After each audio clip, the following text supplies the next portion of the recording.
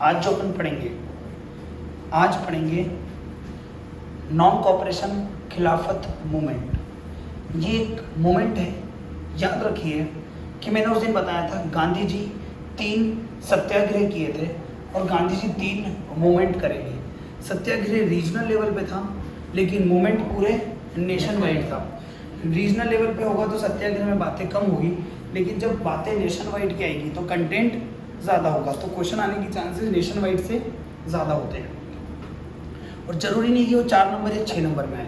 Question 1 number में भी पूछा जा सकता है कि ये चीज़ कब हुई, कहाँ हुई, किस तरीके से हुई, क्योंकि इतना सारा कंटेंट है, कुछ उठा के फटाक से पिक करके MCQ में डाल दिया। और बच्चे बोलेंगे कि बैठ जाओ, बच्चे बोलेंगे भैया हमने तो ये चीज़ पढ़ी नहीं थी, बुक में कहीं मिली नहीं। अरे वहीं थी, आप कहानी ध्यान से नहीं सुने, बस ये गलती आपकी हो गई। अब इस चैप्टर में अब जो पढ़ रहे हो याद रखिएगा, 3 सत्याग्रह पढ़े। 1917 का चंपारण सत्याग्रह, ठीक है, फिर उसके बाद में 1917 का खेड़ा सत्याग्रह, फिर उसके बाद 1918 का अहमदाबाद मेल स्ट्राइक। ये 3 लोकल लेवल पे आपने सत्याग्रह देखे, ये 3 छोटे छोटी चीज़ें देखी। अब गांधी जी 3 बड़े मूवमेंट करेंगे। क्या करेंगे? 3 बड़े मूवमेंट। पहला मूवमेंट गांधी जी करेंगे 1921 से 22 तक, सुनना। फिर गांधी जी करेंगे दूसरा मूवमेंट 1930 से 32 तक, और तीसरा मूवमेंट करेंगे 1942 से आज़ादी तक।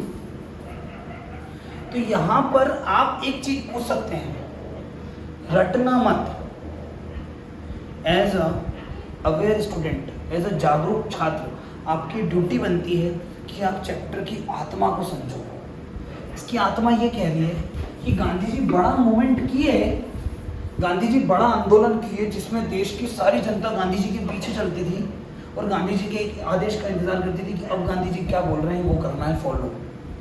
तो इसके पहले गांधी जी के साथ में कुछ ऐसी घटना और भारत के लोगों के साथ में कुछ ऐसी घटना हुई होगी जिसकी वजह से गांधी जी के साथ में लोग इकट्ठे होकर एक आंदोलन किए। तो ऐसा 3 बार हुआ जब गांधी जी ने बड़े आंदोलन किए। तो हर बार इसके पहले कुछ ना कुछ अंग्रेजों ने गलत किया होगा कि नहीं किया होगा।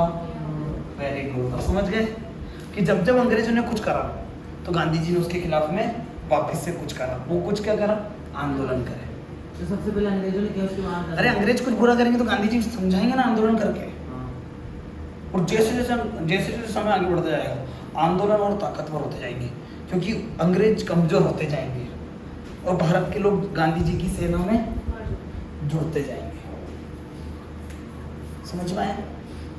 आज पढ़ेंगे नॉन कॉपरेशन खिलाफत मूवमेंट। क्या पढ़ेंगे? नॉन कॉपरेशन खिलाफत मूवमेंट। अब यहाँ पर एक प्रश्न उठता है कि भैया नॉन कॉपरेशन तक तो ठीक है, ये खिलाफत वर्ड क्यों यूज किया गया? पेपर में बोर्ड में नॉन कॉपरेशन के नाम से ही आता है। बोर्ड में क्वेश्चन जो आएगा वो नॉन कॉपरेशन के नाम से आएगा। किस नाम से आएगा? Non cooperation. Explain non cooperation movement है, लेकिन इस मूवमेंट का पूरा नाम है नॉन कॉपरेशन खिलाफत मूवमेंट। आज मैं आपको समझाता हूँ जो आपको कभी कोई नहीं बताएगा, चाहे आप 12th लेवल पे भी पढ़ोगे ना तब भी आपको कोई नहीं बताएगा। अब क्योंकि जल्दबाजी नहीं है, बहुत समय पड़ा है, बहुत समय पड़ा है। 90 के ऊपर 95 के ऊपर लाने अपने को, सोशल में 95 के ऊपर सबको लाने, और गारंटी से आएंगे रेगुलर पढ़ेंगे तो नॉन कॉपरेशन खिलाफत मूवमेंट 1921 से शुरू होकर 1922 में खत्म हुआ। ये 1 नंबर का क्वेश्चन बन जाता है, लेकिन ये कंटेंट जो है ना पूरे 30 से 40 मिनट का कंटेंट है, ध्यान से सुनना, नहीं तो हवा निकल जाएगा, पता भी नहीं पड़ेगा कि हुआ क्या आपके साथ। फिर किताब में रटते रहना, 2-2, 3-3, 4 दिन तक घोटते रहना। कोई चीज़ समझ लोगे तो वो चीज़ लिखोगे कितने मन से, कितना अच्छे से लिखोगे।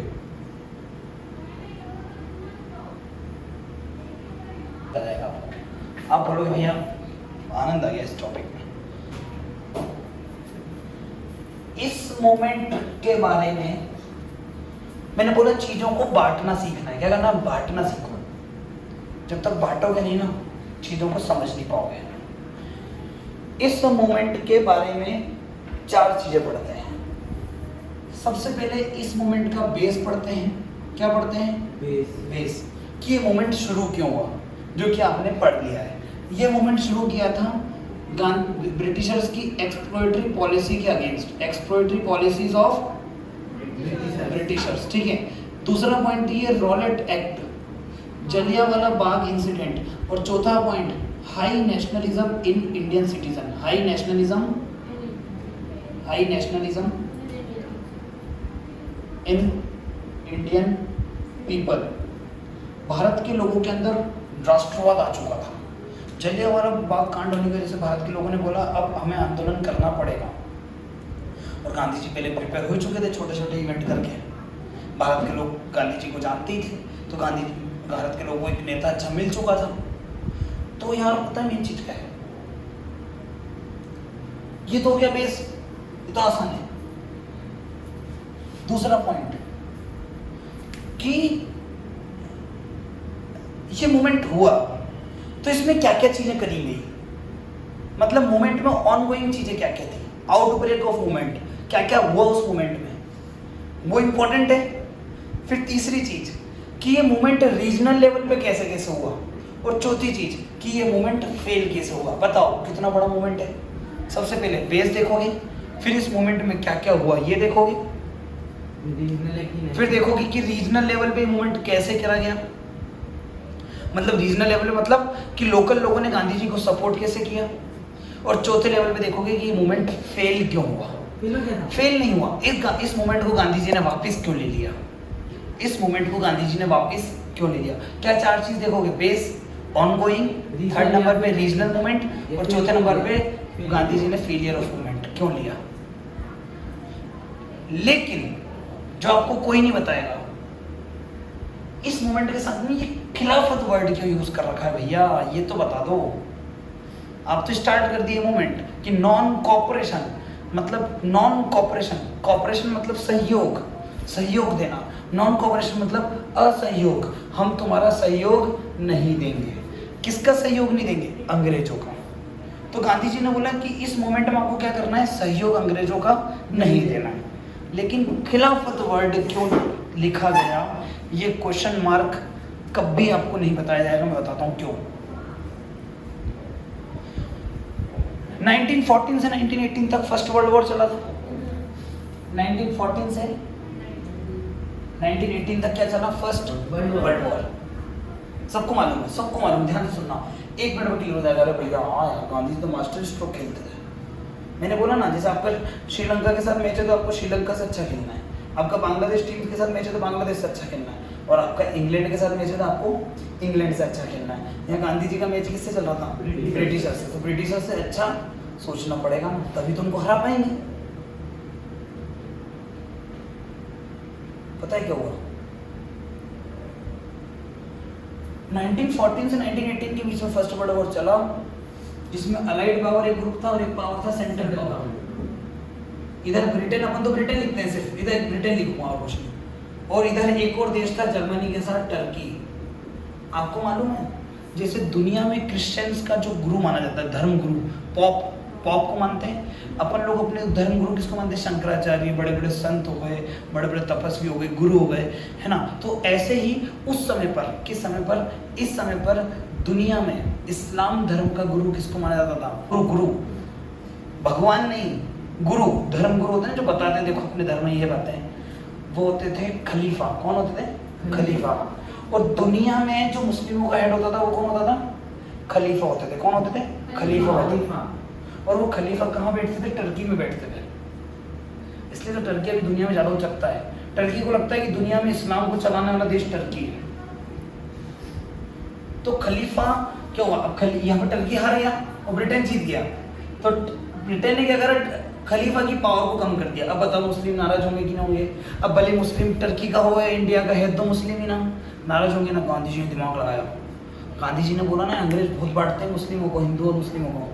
गांधी जी ने तो क्या किया, मुस्लिमों के पास गए, बोले तुम्हारे खलीफा के राइट्स को कम किया है, कल को तुम्हारी राइट्स को भी कम कर देंगे, तुम्हारी पावर को भी कम कर देंगे। मैं एक बड़ा मूवमेंट स्टार्ट कर रहा हूँ, पूरे देश के लोग उसमें पार्टिसिपेट कर रहे हैं, आप भी अब पार्टिसिपेट करो, हिंदू मुस्लिम एकता दिखाओ और अंग्रेजों को तोड़ो। एक मिनट। तो गांधी जी मुस्लिम लीग के पास भी गए और उन्होंने सपोर्ट किया नॉन कॉपरेशन खिलाफत मूवमेंट का। तो ये खिलाफत वर्ड क्यों रखा गया कि खलीफा को उनके राइट्स दिलाने के लिए मुस्लिम यहाँ पर अंग्रेजों से आंदोलन में लड़ रहे थे। हो गए हिंदू मुस्लिम एक, और फिर मूवमेंट हुआ। अब देखो मूवमेंट में क्या क्या हुआ, अब देखो मूवमेंट में क्या क्या हुआ। पहली चीज मूवमेंट में हुई बॉयकॉट। क्या करा गया? बॉयकॉट, बहिष्कार किया गया ब्रिटिश प्रोडक्ट्स का, क्योंकि इकोनॉमी कैसे चलती है, उनसे कोई चीज खरीदोगे तो उनके पास क्या जाएगा? पैसा जाएगा। ब्रिटिश प्रोडक्ट को इग्नोर किया, बॉयकॉट किया। बॉयकॉट ब्रिटिश एजुकेशन, उनकी स्कूल कॉलेज को छोड़ दिया बच्चों ने। गांधी जी के फैन फॉलोइंग देखो, बूढ़े से लेके बच्चे तक फैन फॉलोअर थे उनके, महिला से लेके पुरुष, बच्चे से लेके बूढ़ा, नौकरी करने वाले से लेके जो नौकरी नहीं कर रहा वो सब गांधी जी के बड़े फैन थे। फैन आज के समय पर उतना बड़ी फैन फॉलोइंग किसी की हो ही नहीं सकती, आप ढूंढ लेना कहीं पर भी। और इसके बाद में बॉयकॉट करा गया ब्रिटिश प्रोडक्ट को, बॉयकॉट करा गया ब्रिटिश एजुकेशन को, बॉयकॉट ब्रिटिश जॉब्स, नौकरियां जो कर रहे थे ना उनके यहाँ पे, जो प्रोफेसर, टीचर, बिजनेसमैन जो उनके यहाँ पे सेना में है, सबने नौकरी छोड़ दी। ब्रिटिश प्रोडक्ट में जो उनके कपड़े थे ना, क्लॉथ, उनको फायर करके वहाँ की होली जलाई गई। ऐसे गठरी इकट्ठी कर दी, पूरी बड़ी बड़ी गठरी ब्रिटिश कपड़ों, और होली जला के आंदोलन किया, देख लो हम तुम्हारा प्रोडक्ट यूज नहीं करेंगे, जबरदस्ती थोड़ी ना करवाओगे। लेकिन गांधी जी ने ये मूवमेंट जिंदा क्यों रखा? बताओ गांधी जी का मूवमेंट जिंदा क्यों रह गया? क्योंकि गांधी जी के मूवमेंट की एक पॉलिसी थी, ट्रूथ एंड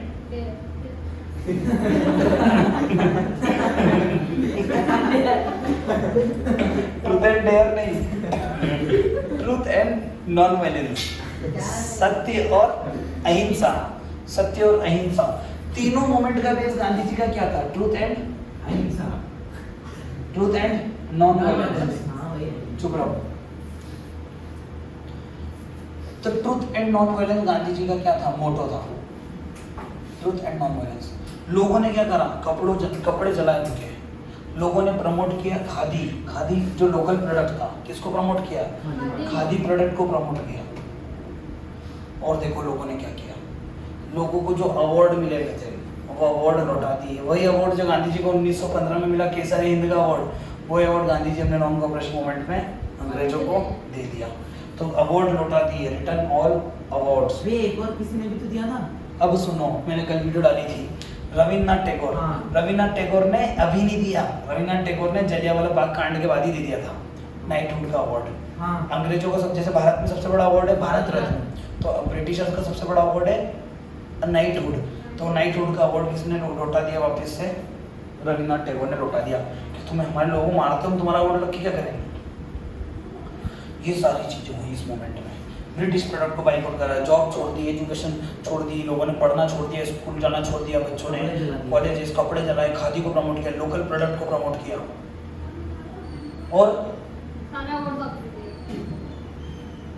अवार्ड को लौटा दिया। बोले जितने अवार्ड तुमने दिया ना सब ले लो। इसका रिजल्ट बताऊं क्या रहा? इसका रिजल्ट बताऊं क्या रहा? कि विदिन 1 ईयर ब्रिटिशर्स की इकोनॉमी 100% से आके कहां पे टिक गई? 40%। एक साल में गांधी जी ने उनको घुटने में टेका दिया और इकोनॉमी 100% से कहां पे लाके छोड़ दिया? 40%। एक साल में 60%। मतलब जो अंग्रेज 1921 में 100 रुपए कमा रहे थे, वो 1920 में भारत से 22 में कितने कमा रहे? भारत से सिर्फ 40 रुपए कमा रहे हैं। अब बताओ कितना नुकसान हुआ ब्रिटिशर्स का। ये मोमेंट में चीजें हुई, ये बेस है, इतना लिखो। फिर इसके बाद में फेलियर, और बच्चे क्या करते हैं? ये तो पढ़ लेते हैं, ये तो सबको याद हो जाएगा। अब देखो, तो पूरे इंडिया में मूवमेंट करा गया, लेकिन क्वेश्चन क्या पूछेगा कि आप ये बताओ कि रीजनल लेवल पे कहाँ पे मूवमेंट कैसे कैसे सक्सेसफुल रहा। कि देख, जैसे इंडिया में सरकार चलती है, पीएम चला रहे हैं। इंडिया में गवर्नमेंट कौन चला रहा है? PM, central government. लेकिन क्या वो पूरे देश को एक साथ चला पाएंगे? नहीं। तो उसके लिए वो अपनी पावर को स्टेट्स को दे देते हैं। किसको देते हैं? स्टेट्स को, ठीक है ना। तो ऐसे ये मूवमेंट हुआ ना, तो गांधी जी का ये मूवमेंट को सपोर्ट लोगों ने अलग अलग रीजन पे अलग अलग लोगों ने किया। तो रीजनल लेवल पे ये मूवमेंट कितने पार्ट्स में हुआ? 3 रीजन, 3 रीजन, और भी बहुत सारे रीजन में हुआ, लेकिन अपन को कितने रीजन पढ़ने हैं? 3। ये और नहीं पढ़ने का? नहीं, वित्त में पहला रीजन है अवध का, दूसरा रीजन है आंध्र प्रदेश का, और तीसरा रीजन है असम का। कितने रीजन पढ़ोगे भाई लोग? यही याद करना, यही याद करना, कोई भी रटने की जरूरत नहीं। और लिख के दे दूं, अगर ये पूरा मूवमेंट 5 नंबर में नहीं आया ना तो 3 नंबर में ही आ जाएगा। Explain the non cooperation movement in Awadh. मतलब आएगा? आएगा तो पक्का, लिख के ले लेना, मैं नहीं तो पढ़ाना छोड़ दूं। हर बार क्वेश्चन आता है बोर्ड में इससे। 1 नंबर का है, चाहे 4 का, चाहे 3 का, चाहे 2 का, कुछ भी पूछ लेंगे, कुछ भी पूछ लेंगे, कुछ भी पूछ लेंगे कि कितने परसेंट भी इकोनॉमी आ गई, कुछ भी पूछ लेंगे। मूवमेंट कब से कब तक चला? 1921 से 21 से 22 तक चला। और स्टार्ट कब हुआ? 1921 के जनवरी में स्टार्ट हुआ और खत्म हुआ 1922 के फरवरी में। यही पूछ लिया तो 1 नंबर में आया समझ में। तो अवध लेवल पे, आंध्र प्रदेश लेवल पे और असम लेवल पे। अवध जो है वो ये वाला इलाका है, अवध ये यूपी वाला इलाका। कौन सा इलाका है? यूपी वाला। अब देखो, अवध यूपी वाला इलाका है, यूपी में किसान ज़्यादा हैं। अंग्रेज लोग यहाँ पर ज़मींदारी सिस्टम लेके आए थे, ज़मींदारी सिस्टम से किसान लोग एक्सप्लॉइट हो रहे थे, और ज़मींदार लोग जो थे वो अंग्रेजों के पसंदीदा लोग थे। तो अंग्रेज लोगों से किसान परेशान हुए, तो किसानों ने किसको सपोर्ट किया? गांधी जी को सपोर्ट किया। तो अवध के किसानों ने, तो यहाँ के फार्मर्स थे। कौन थे? फार्मर्स थे। फार्मर्स बोलो, फार्मर्स ठीक है। यहाँ के फार्मर्स, किसान लोग, उन लोगों की टोटल 300 सभा थी। कितनी सभा थी? 300 सभा। उन 300 सभा का एक जना हेड था, उन हेड का नाम था बाबा रामचंद्र। एक बच्चा बाबा राम रहीम लिख के आ गया, बाबा रामचंद्र, बाबा रामचंद्र। 3 पॉइंट समझ में आ गए। अवध कहाँ पे?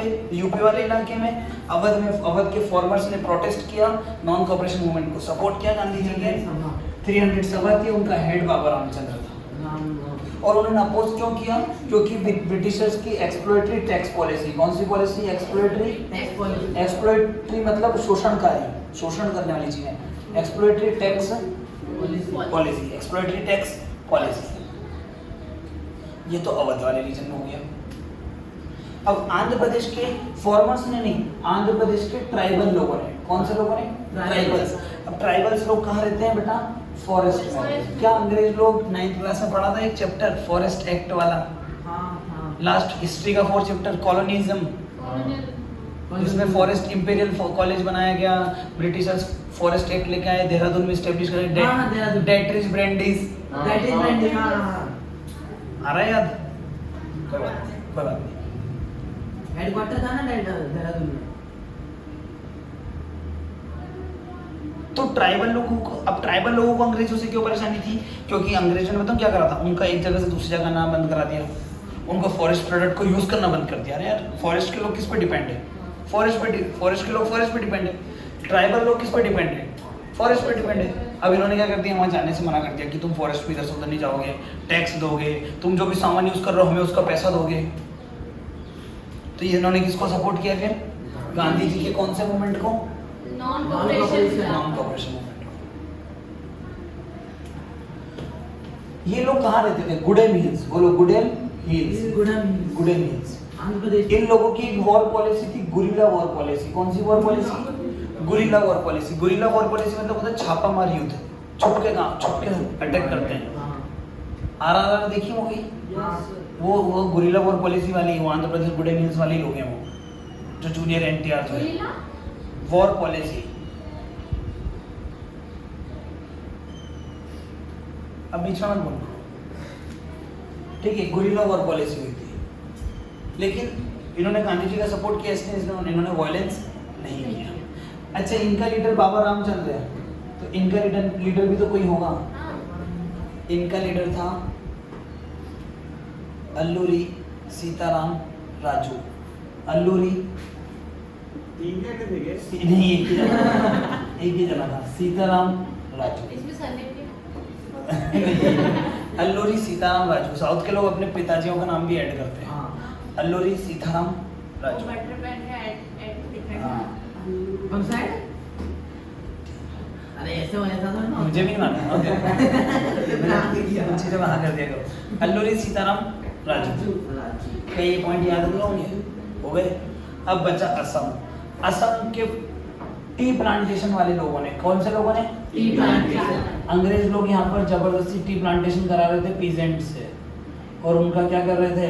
एक्सप्लॉइटेशन। तो इन्होंने किसको सपोर्ट किया? गांधी जी का। और पता है क्या हुआ? ये लोग कैसे करते हैं, जैसे मान लो 500 पीजेंट्स रह रहे हैं, उनको एक तो ये दे रखा है कि तुम्हें यहाँ पर टी प्लांटेशन कराना है। पता उनकी बाड़ेबंदी कर रखी थी, तुम यही रहोगे, बाहर नहीं जाओगे। इतना फोर्स एक्सप्लॉइटेशन प्रोडक्शन करा। आज अंदर आए, बैठ जाओ। इतना फोर्स प्रोडक्शन करा रहे थे, तो ये भी एक्सप्लॉइट हो रखे थे। तो कितनी जगह? अवध, आंध्र प्रदेश, असम। असम के पीजेंट्स, आंध्र प्रदेश के ट्राइबल और अवध के फॉर्मर्स। यहाँ पर 300 सवाल। लीडर कौन? बाबा रामचंद्र। यहाँ पर लीडर कौन? अल्लू सीताराम राजू। यहाँ पर लीडर कोई नहीं, सभी पीजेंट्स थे, सभी एक थे, सब छोड़ के भाग गए। हम नहीं कर रहे प्रोडक्शन, सब छोड़ के गांधी जी के पास आ गए आंदोलन में। हम खड़ा, गांधी जी बोले तुम पहचान भी नहीं आ रहे हो, और हम वहां से आए, चलो आ जाओ, कोई दिक्कत नहीं। गांधी जी के पास इतना बड़ा समर्थन था। तो ये जो वायलेंस हो गया होगा, और जिसकी वजह से गांधी जी को मूवमेंट क्या करना पड़ा? रोकना पड़ा। वो इवेंट क्या है? अब क्लाइमेक्स खत्म करते हैं, बहुत देर हो गई, इतना मूवी में भी क्लाइमेक्स नहीं था। वो इवेंट है चोरी चोरा इंसिडेंट। एक वायलेंट एक्टिविटी हो गई। क्या हो गई? एक वायलेंट एक्टिविटी ये हो गई, वायलेंट एक्टिविटी, चोरी चोरा इंसिडेंट। चोरी चोरा इंसिडेंट। ये चोरी चोरा जो है, ये एक डिस्ट्रिक्ट का एक तहसील है, जहाँ पर जैसे नीमच में थाना, नीमच थाना, मनासा थाना, जावर थाना, तो ऐसे चोरी चोरा एक थाना था। क्या था? Police station. क्या था? एक पुलिस स्टेशन। ठीक है। यहाँ पर क्या हुआ, जब एक सड़क पे आंदोलनकारी, बहुत सारे आंदोलनकारी आंदोलन कर रहे थे, तो उनको पुलिस ने रोकने की कोशिश करी। किसने रोकने की कोशिश करी? पुलिस ने रोकने की कोशिश करी। और गांधी जी ने बोला था कि आप आंदोलन करना, लेकिन आप किसी को नुकसान नहीं पहुंचाना, लड़ाई झगड़े नहीं होने चाहिए। लेकिन ये इतने आंदोलनकारी हो गए, ये आंदोलनकारी इतने एग्रेसिव हो गए। क्या हो गए? एग्रेसिव। और इन्होंने नॉन वायलेंस को छोड़ के क्या पकड़ लिया? वायलेंस। और ये इनको क्या करने लगे? मारने लगे पुलिस वालों को। ये पुलिस वाले भगते भगते पहुंच गए कहाँ पर? थाने में पहुंच गए, और थाने को अंदर से बंद कर लिया, और पूरे दरवाजे खिड़की सब बंद कर लिया। लेकिन पता है क्या हुआ? ये लोग तब भी नहीं रुके। इन में कुछ अंग्रेज भी थे और कुछ भारतीय भी थे, क्योंकि उस समय भारत का कॉपरेशन था, तो उस समय कुछ सैनिक भारत के भी थे इसमें, पुलिस वाले। इन्होंने तो क्या करा? पूरे पुलिस थाने को बाहर से जला दिया। टोटल 22 पुलिसकर्मी जिंदा जला दिए गए। जब ये बात गांधी जी को पता पड़ी, तो गांधी जी ने बिना सोचे समझे अगले ही दिन फरवरी 1922 को ये मूवमेंट वापस ले लिया। बोले ये मेरे तो वायलेंट एक्टिविटी चाहिए नहीं रहा था, अब पुलिस वाले मुझे पकड़ के ले जाएंगे।